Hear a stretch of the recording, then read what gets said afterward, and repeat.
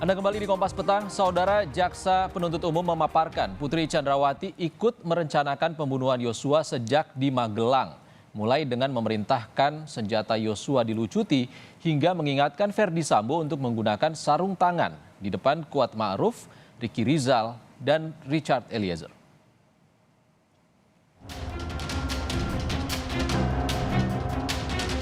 Jaksa Penuntut Umum memaparkan peran Putri Chandrawati dalam pembunuhan berencana Yosua Huta Barat.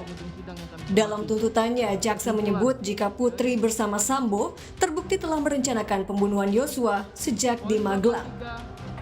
Dalam tuntutannya, jaksa menyebut jika Putri bersama Sambo terbukti telah merencanakan pembunuhan Yosua sejak di Magelang.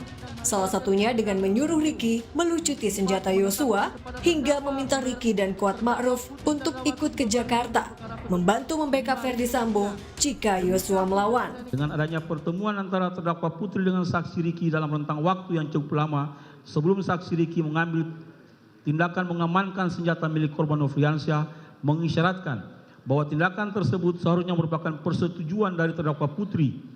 Terlebih lagi dihubungkan dengan fakta bahwa senjata api tersebut kemudian diamankan dalam kamar anak terdakwa Putri Chandrawati yang tidak mungkin dilakukan oleh saksi Ricky tanpa adanya persetujuan dari terdakwa Putri Chandrawati. Hal ini mengisyaratkan bahwa pengamanan senjata api milik korban Nofriansyah tersebut merupakan kehendak dan persetujuan terdakwa Putri Chandrawati. Di Jakarta, Putri Chandrawati juga menemani Ferdi Sambo saat bertemu Ricky, Eliezer, dan Kuat Ma'ruf memaparkan skenario pembunuhan Yosua. Bahkan Putri Chandrawati disebut ikut mengingatkan Sambo soal CCTV dan sarung tangan hingga menjanjikan uang untuk Ricky, Eliezer, dan Kuat setelah pembunuhan Yosua. Mendengar perkataan saudara Ferdi Sambo dan terdakwa Putri Chandrawati dan mendengar terdakwa Putri dengan suara yang pelan mengingatkan saudara Ferdi Sambo tentang CCTV di rumah dinas Duren 3 nomor 46 dan sarung tangan, dan hal tersebut bersesuaian dengan tempat dilaksanakannya perampasan nyawa korban Nofriansyah Yosua Huta Barat. Putri Chandrawati dan saudara Ferdi Sambo meminta saksi Ricky Rizal Wibowo, saksi Richard Eliezer Pudiang Lumiu, saksi Kuat Ma'ruf untuk datang ke rumah Ferdi Sambo dan terdakwa Putri memberikan Ricky Rizal Wibowo dan saksi Kuat Ma'ruf masing-masing 500 juta rupiah dan untuk Eliezer sebesar 1 miliar rupiah. Namun uang tersebut akan diserahkan setelah kasus tersebut selesai.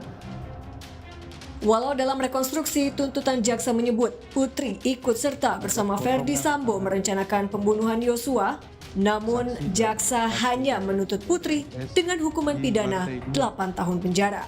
Tim Liputan Kompas TV.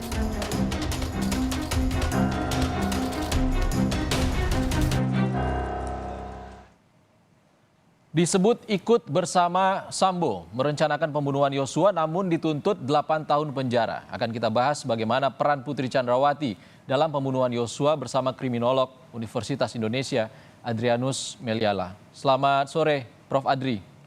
Selamat sore, terima kasih diundang. Terima kasih, Prof. Adri. Prof, jaksa sudah memaparkan peran Putri Chandrawati dari Magelang hingga Jakarta terkait dengan perencanaan. Tapi tuntutan hanya 8 tahun. Tanggapan Anda? Ya, kalau mengikuti jalan berpikir jaksa, maka semua itu masih dapat digabungkan sebagai peran yang tidak aktif ya dalam rangka pembunuhan. Jadi harus diingat bahwa ini adalah kasus dengan tuduhan pembunuhan dengan perencanaan, maka perencanaannya terbukti, terlihat, tetapi dalam rangka pembunuhannya itu dalam hal ini peran daripada terdakwa PC itu tidak aktif. Maka kemudian lalu diberikan tuntutan yang berbeda dibandingkan dengan RE misalnya sebagai eksekutor utama. Maaf Prof. Adri, saya potong, peran aktif dan tidak aktif ini apa yang membedakan? Bedanya adalah pada siapa yang menyebabkan matinya korban J. Nah, dalam hal ini korban J diakui juga oleh RE disebabkan oleh dirinya. Nah, yang juga menarik adalah FS nih. Sebetulnya mengapa FS dikenakan tuntutan 20 tahun? Karena menurut versi jaksa, pada dirinya itu tuntas pada konteks pembunuhannya dan pada konteks perencanaannya. Artinya sebetulnya jaksa mengakui mempercayai bahwa FS juga melakukan penembakan. Jadi salah satu dari 5 peluru yang masuk dalam tubuh J itu berasal dari tembakan yang dikeluarkan oleh pistol dari FS. Demikian. Jaksa juga menyebut Putri Chandrawati hanya mengetahui, tapi tidak ada peran aktif tadi seperti yang Anda katakan. Tapi terkait dengan pasal 340, rencana pembunuhan, ia termasuk di dalam rencana itu. Ini apakah tidak masuk parameter untuk memberi hukuman yang lebih berat? Saya sih maunya juga begitu ya. Saya tidak berada pada posisi seperti apa. Saya tidak beda lah dengan publik lainnya yang mengharapkan PC juga mendapatkan hukuman lebih tinggi. Saya mendapat kesan bahwa peran dalam hal ini juga lebih besar, lebih bermakna daripada Kuat Ma'ruf dan juga RR. Tetapi ternyata menurut jaksa bahwa betapapun ada sedikit variabilitas dari ketiganya, tetapi ketiganya bisa diganjar dengan tuntutan yang sama. Ya sekali lagi ini memang kewenangan jaksa untuk itu ya, dalam rangka menyamakan ketiganya itu dalam satu payung, yakni peran tidak aktif terkait dengan perencanaan pembunuhan tersebut. Meskipun ada pernyataan ahli di persidangan yang menyatakan ada aktor intelektual yang seharusnya bertanggung jawab lebih dalam kasus ini, termasuk diantaranya Ferdy Sambo dan Putri Chandrawati. Kalau kita melihat kejadian di Magelang, kalau tidak ada laporan dari Putri ke Sambo, tentu kejadian ini tidak terjadi. Mungkin.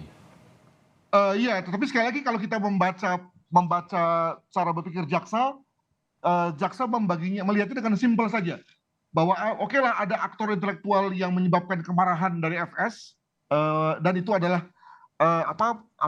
komunikasi yang diberikan oleh istrinya.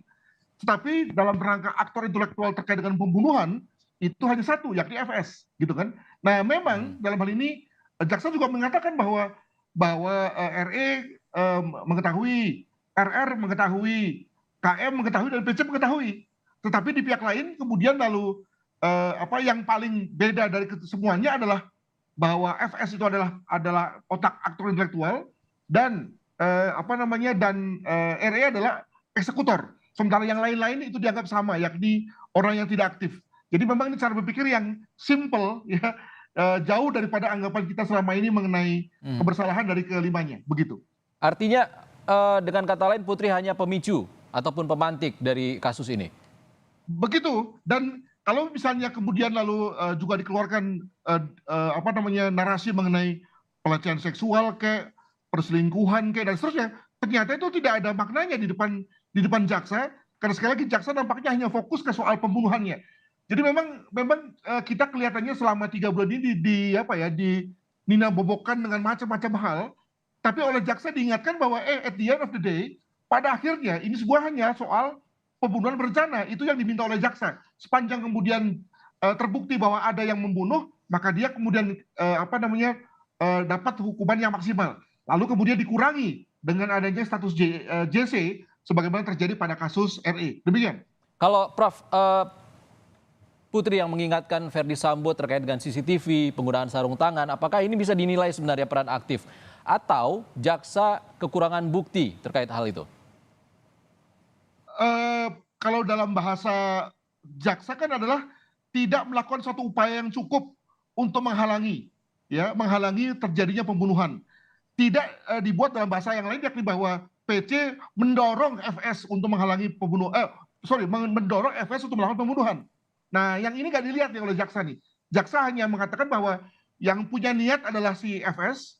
Nah, KM kuat, RR tahu, KM tahu, RR tahu, dan PC tahu, tapi semuanya ini tidak berusaha menahan, ya, bahkan seperti membiarkan, dan bahkan pada Putri seperti mendorong. Maka memang inilah yang faktor yang menurut saya, seperti saya juga sama dengan publik lainnya, berpikir bahwa seyogianya hal inilah yang menjadikan PC layak untuk hukuman yang lebih tinggi daripada Kuat Ma'ruf dan juga RR. Tapi sekali lagi jaksa berpikir berbeda. Termasuk dengan peran Putri Chandrawati dalam dugaan pembagian uang ataupun rancangan skenario ataupun mempertahankan skenario tembak-menembak yang lalu, gimana Prof? Setuju, saya setuju. Maka memang itulah yang seyogianya memang menempatkan posisi PC betapapun sama-sama tidak aktif ya, sama-sama tidak melakukan satu kegiatan yang cukup untuk menghalangi, tapi memberikan dorongan kepada FS untuk melakukan pembunuhan. Nah, saya kira begini Mas, saya kira kan ini belum selesai ya, masih ada pledoi replik duplik. Maka kelihatannya hal inilah yang akan ditekankan oleh para para jaksa gitu ya, untuk kemudian mengatakan bahwa ketiganya sama, tapi juga mungkin dalam hal ini oleh para PH, terutama PH RR dan PH KM, untuk mengatakan bahwa ada beda antara kliennya dan klien PC begitu. Sehingga kemudian lalu ada variasi hukuman dalam konteks vonis hakim begitu. Baik, masih panjang ya Prof ya. Terima kasih Prof Adrianus Meliala, kriminolog Universitas Indonesia, sudah berbagi di Kompas Petang. Terima kasih Prof.